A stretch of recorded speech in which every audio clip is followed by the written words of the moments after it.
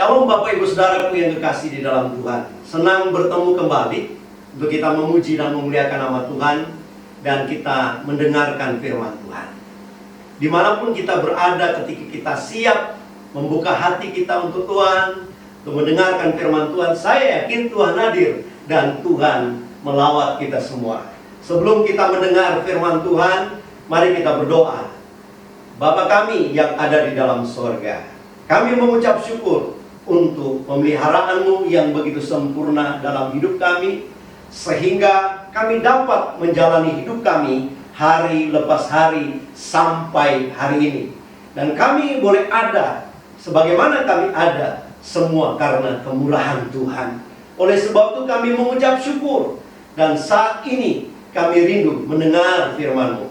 Berbicaralah kepada kami buka hati kami siap untuk dengar firman-Mu. Sampaikanlah isi hati-Mu, supaya kami semua semakin dikuatkan oleh firman-Mu, memahami dan mengerti apa yang menjadi kehendak-Mu dalam hidup kami.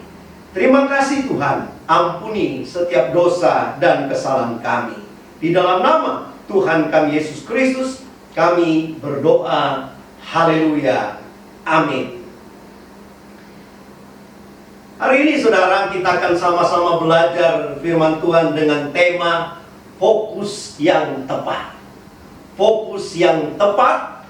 Kita akan baca firman Tuhan di dalam Kitab Ratapan pasal 3 ayat 18 sampai 23.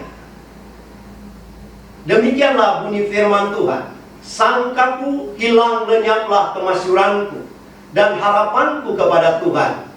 Ingatlah akan sengsaraku dan pengembaraanku, akan ipuh dan racun itu. Jiwaku selalu teringat akan hal itu dan tertekan dalam diriku. Tetapi hal-hal inilah yang kuperhatikan. Oleh sebab itu aku akan berharap. Tak berkesudahan kasih setia Tuhan, tak habis-habisnya rahmat-Nya, selalu baru tiap pagi. Besar kesetiaan-Mu. Puji Tuhan, Bapak Ibu Saudaraku yang kekasih di dalam Tuhan Yesus Kristus. Kita sudah membaca sebuah pembacaan yang saya yakin kita akrab dengan ayat-ayat firman Tuhan ini. Kita akan merenungkannya kembali. Kita akan belajar fokus yang tepat. Bagaimana kita memperhatikan sesuatu yang sangat penting dalam hidup kita, dan itulah yang membuat hidup kita mengalami sebuah perubahan. Kita tahu di sini bagaimana Nabi Yeremia mengalami kesedihan dan kepedihan yang sangat dalam. Tetapi ada sesuatu yang dia perhatikan, yang dia lakukan, yang membuat hidupnya mengalami sesuatu hidup yang penuh dengan pengharapan. Dia bangkit dari kesedihan kepedihannya dan dia menjalani hidupnya bersama dengan Tuhan. Yeremia mengalami kesedihan dan kepedihan yang sangat dalam. Kenapa? Karena Yeremia menyaksikan, melihat kehancuran bangsanya. Di mana sudah sekian puluh tahun dia melayani bangsa Yehuda pada waktu itu. Tetapi pada akhirnya dia melihat sebuah kehancuran yang terjadi. Dia menyaksikan bagaimana identitas kerajaan Yehuda itu hancur. Identitas kerajaan Yehuda mengalami kehancuran. Dan kita tahu bersama-sama, saudara, ketika kerajaan Babel datang mengalahkan, menaklukkan kerajaan Yehuda pada waktu itu, maka mulai saat itu, saudara, kita tahu dalam sejarahnya, kerajaan Yehuda tidak ada lagi. Bahkan ketika mereka 70 tahun mengalami pembuangan di Babel itu, saudara, ketika mereka diizinkan pulang kembali ke Yerusalem oleh Raja Koresi pada waktu itu, mereka pulang ke Yerusalem, tetapi mereka tidak lagi memiliki namanya kerajaan. Karena kerajaan sudah mengalami kehancuran ketika Yehuda ditaklukkan oleh kerajaan Babel. Identitas keagamaan mereka bahkan sudah mengalami kehancuran. Tempat ibadah mereka, pusat ibadah mereka, Bait Allah Yerusalem, itu dihancurkan, itu diruntuhkan.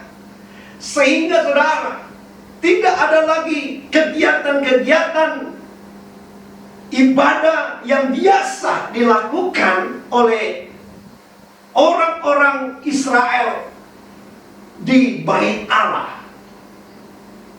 Bahkan kota Yerusalem dan tembok Yerusalem itu runtuh, yang menjadi kebanggaan mereka. Bahkan martabat mereka sebagai manusia hancur. Kenapa? Karena pada waktu itu mereka menjadi tawanan. Mereka menjadi bangsa jajahan kerajaan Babel pada waktu itu. Oleh sebab itu, saudara, dengan kejadian ini, Nabi Yeremia begitu sedih. Dia mengalami kesedihan yang sangat dalam. Dia mengalami sebuah keadaan di mana batinnya sangat tertekan.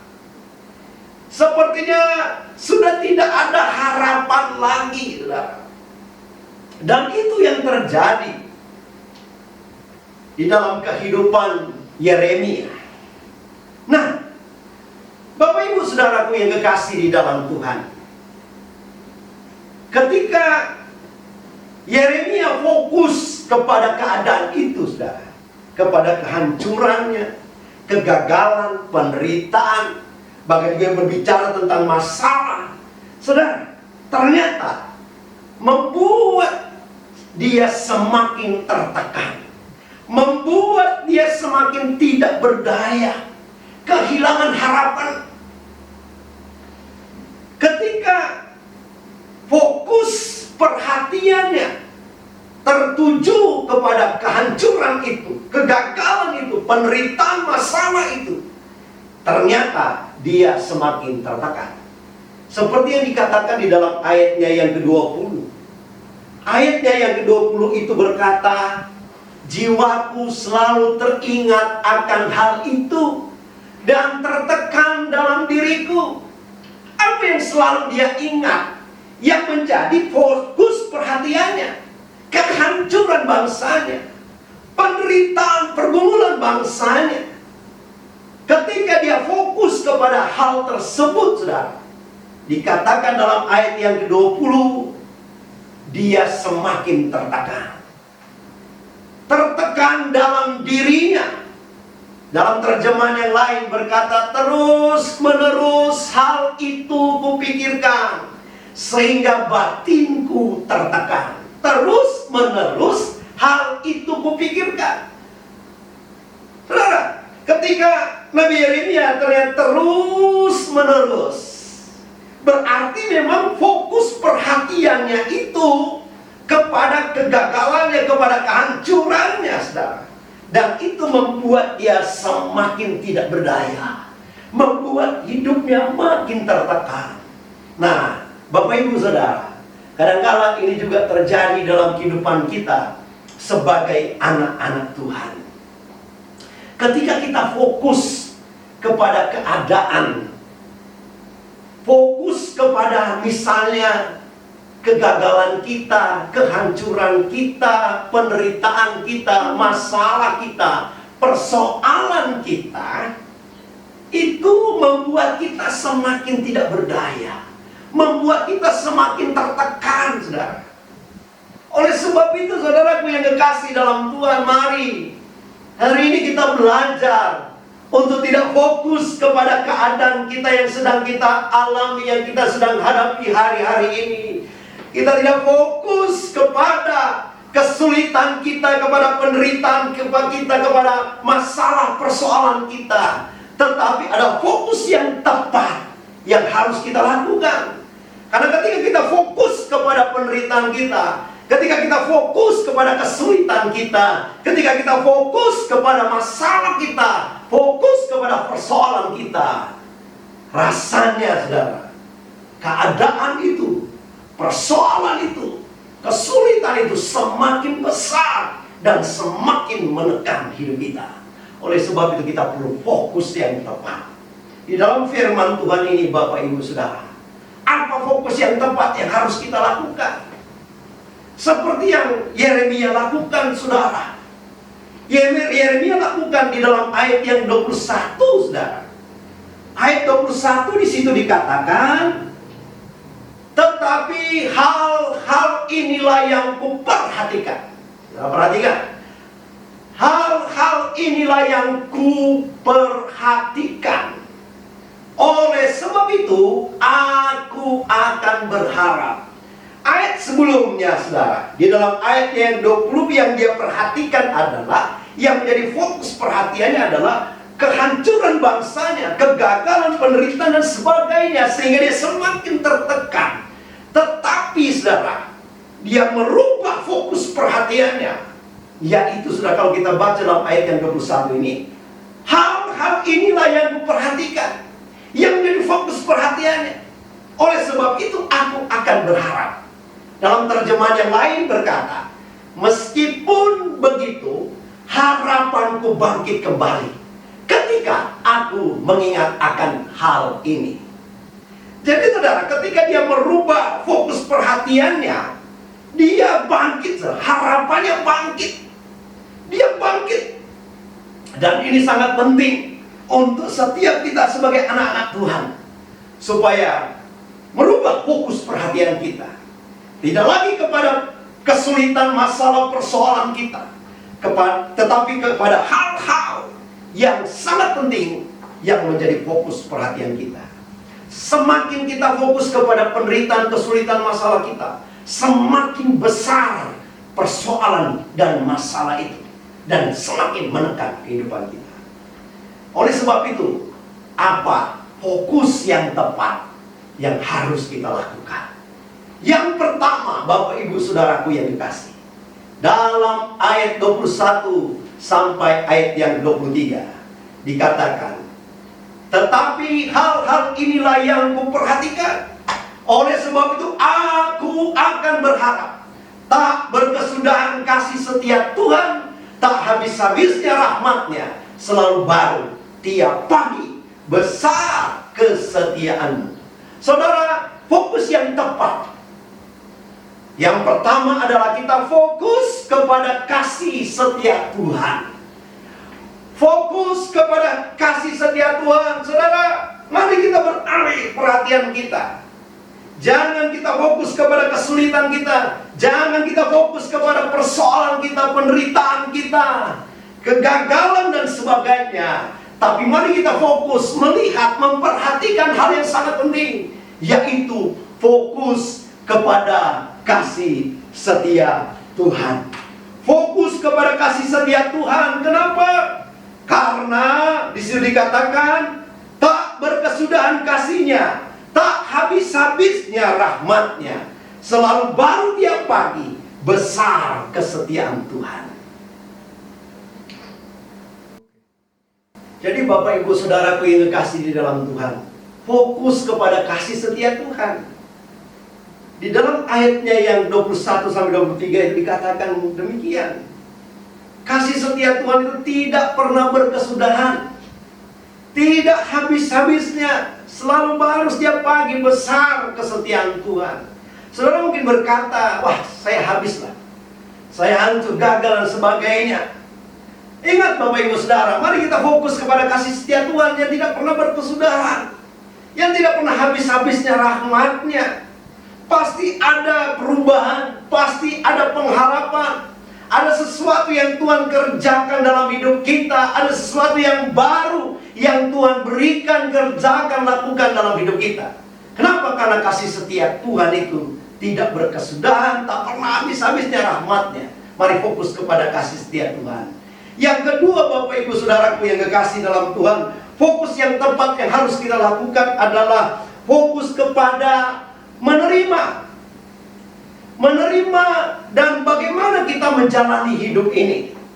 Fokus kepada bagaimana kita menerima keadaan itu dan bagaimana kita menjalani hidup ini. Seperti dalam ayat 25 mulai sampai ayat yang 30 disitu dikatakan, Tuhan adalah baik bagi orang yang berharap kepadanya, bagi jiwa yang mencari Dia. Adalah baik menanti dengan diam pertolongan Tuhan. Adalah baik bagi seorang pria memikul kuk pada masa mudanya. Biarlah ia duduk sendirian dan berdiam diri kalau Tuhan membebankannya.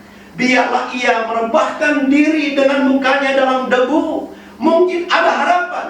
Biarlah ia memberikan pipi kepada yang menamparnya. Biarlah ia kenyang dengan cercaan. Saudara sudah baca ayat-ayat ini, saudara, saya bisa simpulkan bahwa bagaimana kita fokus kepada menerima semuanya itu dan kita menjalani hidup ini. Belajar menerima keadaan, belajar mensyukuri keadaan yang ada, dan bagaimana kita menjalani hidup kita. Karena anugerah Tuhan, kasih Tuhan itu sungguh besar dalam hidup kita. Mulai berharap dan mencari Tuhan.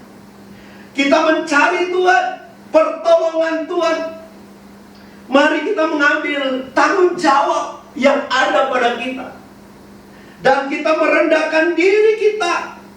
Dan kita menjalani semua apa yang harus kita jalani yang terjadi dalam hidup kita. Dan saya bilang percaya Bapak Ibu Saudara, ini sangat penting. Mari kita fokus bagaimana kita menerima semuanya itu dan bagaimana kita menjalaninya. Saya yakin kalaupun kita bisa bertahan, itu sesuatu yang sangat baik. Dan kalau kita bisa bertahan, saudara, itu karena pertolongan Tuhan, kekuatan dan kemampuan dari Tuhan. Tuhan memberikan solusi jalan keluar kepada kita ketika menghadapi pencobaan, penderitaan dan sebagainya. Tuhan memberikan kekuatan kepada kita sehingga kita kuat dan kita dapat bertahan menghadapi semuanya itu. Saudara, seorang yang sangat terkenal, kita tahu seorang motivator yang sangat luar biasa, yang sangat hebat, seorang yang sangat sukses, Jack Ma pernah berkata begitu. Dan kalau kita tidak usah berpikir bagaimana mencari keuntungan, mencari untuk berkembang dan sebagainya. Yang penting bagaimana hari-hari ini kita bisa bertahan. Karena kalaupun kita bisa bertahan, itu sesuatu yang luar biasa. Nah, Bapak Ibu Saudaraku yang dikasih dalam Tuhan, hari-hari ini mungkin kita menjalani hidup ini. Bagaimana kita harus menjalani hidup ini dan kita bisa bertahan sampai, saudara, kita bisa melewati keadaan, penderitaan, kesulitan, masalah yang kita hadapi. Yang penting, saudara, mari kita fokus kepada bagaimana kita menerima semuanya. Kita bersyukur untuk semua apapun yang terjadi dalam hidup kita. Karena firman Tuhan berkata, mengucap syukurlah dalam segala hal. Hiduplah dengan apa yang ada pada kita. Dan kita menjalani hidup kita bersama dengan Tuhan, dengan pertolongan Tuhan.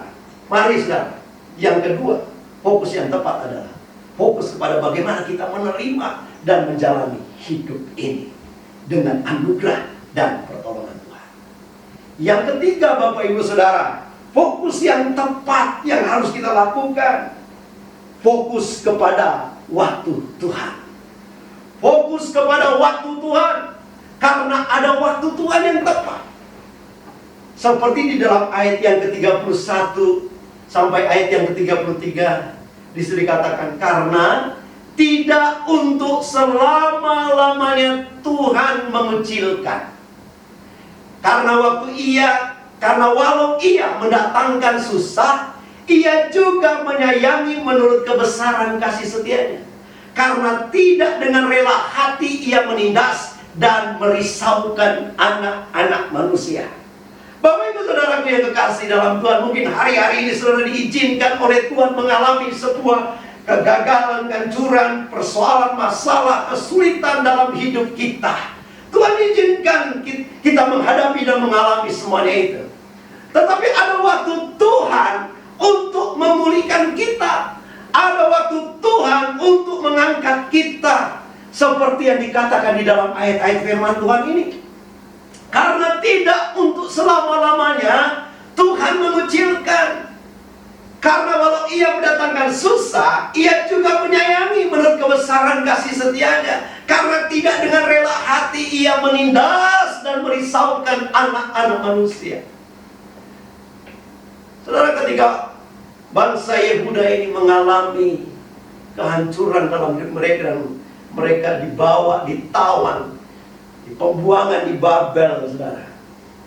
Dan pasti ini sesuatu yang tentu tidak mengenakan, dan bagi Yeremia ini sesuatu yang sangat membuat dia sedih.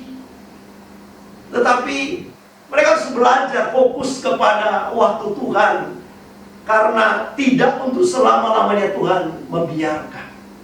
Ada waktunya Tuhan menyayangi. Tuhan ini tidak rela hati melihat ketika umat-umatnya mengalami sebuah keadaan yang sangat sulit, penderitaan dalam hidupnya. Ada waktunya Tuhan untuk memulihkan. Oleh sebab itu mari kita fokus kepada waktu Tuhan, bukan juga fokus kepada waktu kita. Kadang-kadang kita berpikir, ya menurut waktunya kita, keinginan kita, kemauan kita. Sekarang ini Tuhan, sekarang saja. Padahal saudara, waktu kita bukan waktu Tuhan. Ada waktu Tuhan, tetapi firman Tuhan berkata, tidak untuk selama-lamanya Tuhan mengucilkan. Artinya apa? Ada waktunya Tuhan untuk memulihkan keadaan kita. Oleh sebab itu kita fokus kepada waktu Tuhan. Kita ingat saudara, Tuhan itu tidak pernah membiarkan kita, tidak pernah meninggalkan kita. Jadi jangan kita fokus kepada kesulitan kita, fokus kepada penderitaan kita. Jangan kita fokus kepada masalah kita, pada persoalan kita. Tapi marilah kita fokus kepada apa? Kita fokus kepada kasih setia Tuhan. Mari kita fokus kepada bagaimana kita menerima keadaan itu dan menjalaninya. Dan bagaimana kita fokus kepada waktu Tuhan. Saya yakin Bapak Ibu, kita akan mengalami kekuatan. Ada sukacita, ada penghiburan, ada pengharapan di dalam hidup kita. Akhirnya Bapak Ibu Saudaraku yang dikasihi dalam Tuhan, fokus kepada kesulitan, masalah, persoalan kita akan membuat kita makin tertekan. Bahkan membuat masalah itu makin besar. Tetapi ketika kita mulai fokus, kita mengalihkan fokus kita kepada fokus yang tepat, yaitu fokus kepada kasih setia Tuhan. Fokus bagaimana kita menjalaninya dengan kekuatan Tuhan. Fokus kepada waktunya Tuhan. Saya yakin harapan kita bangkit kembali. Kita bangkit, kita tidak tenggelam dalam ketertekanan kita. Kita ada kekuatan yang baru, ada semangat yang baru. Karena apa? Karena Tuhan itu tidak pernah meninggalkan dan membiarkan kita. Bapak Ibu Saudara, dimanapun Bapak Ibu berada, kalau mungkin hari-hari ini ada Bapak Ibu Saudara yang mungkin merasa sudah tidak ada harapan lagi, saya sudah hancur, saya sudah gagal, dan sebagainya. Biarlah firman Tuhan ini boleh menguatkan kita bahwa kita masih ada harapan. Tuhan itu ada buat setiap kita untuk memulihkan kita, mengangkat kita. Dan nama Tuhan yang dipermuliakan. Tuhan Yesus memberkati kita semua. Mari kita berdoa. Bapa kami yang ada di dalam surga, terima kasih buat firman-Mu. Kami belajar bukan fokus kepada kesulitan, penderitaan, kehancuran, kegagalan kami, tapi kami fokus kepada Tuhan, kasih setiamu yang tidak pernah berkesudahan, rahmat anugerah yang tidak pernah habis-habisnya dalam hidup kami. Kami belajar fokus bagaimana kami menerima keadaan itu, mensyukuri semua yang ada, dan kami belajar menjalaninya bersama dengan Tuhan. Dan kami fokus kepada waktu Tuhan, bukan waktu kami. Karena kami percaya waktu Tuhan waktu yang terbaik dalam hidup kami. Ada waktunya Tuhan memulihkan keadaan kami. Ada waktunya Tuhan menyatakan, menggenapi setiap rencana di dalam hidup kami. Oleh sebab itu kami bersyukur. Berkati setiap umat-umat-Mu, berkati setiap anak-anak-Mu Tuhan. Engkau hadir memulihkan keadaan mereka. Terima kasih Tuhan Yesus. Di dalam nama Tuhan Yesus Kristus kami berdoa dan mengucap syukur. Kami serahkan untuk bangsa dan negara kami Indonesia. Biarlah Tuhan pulihkan keadaan bangsa kami. Tuhan tolong bangsa kami. Aparat pemerintahan kami Tuhan tolong, Tuhan berkati. Para medis yang sedang menangani dampak pasien COVID-19, Tuhan tolong berkati mereka. Para pasien-pasien ini Tuhan sembuhkan, Tuhan pulihkan. Pulihkan keadaan bangsa kami Tuhan. Ada banyak orang yang sedang susah hari ini. Biarlah Tuhan menolong mereka. Bangsa kami ditolong oleh Tuhan. Terima kasih. Kami serahkan seluruh jemaat Tuhan dimanapun mereka berada. Diberkati oleh Tuhan di dalam keluarga, di dalam kebutuhan keperluan mereka Tuhan cukupkan, dalam pekerjaan mereka Tuhan tolong berkati. Apa yang mereka perlukan Tuhan sediakan. Kami berdoa Tuhan memberkati umat-umat Tuhan. Tuhan menghiburkan mereka. Tuhan memberikan sukacita kepada setiap umat-umat Tuhan. Terima kasih Tuhan Yesus, terima kasih. Dalam nama Tuhan Yesus kami berdoa. Biarlah berkat anugerah kasih dan karunia dari Allah Bapa, damai sejahtera, cinta kasih sayang dari Tuhan Yesus, tuntunan dan penyertaan daripada Allah Roh Kudus menjadi bagian kita semua mulai saat ini sampai Tuhan Yesus datang kali yang kedua. Haleluya, haleluya, amin.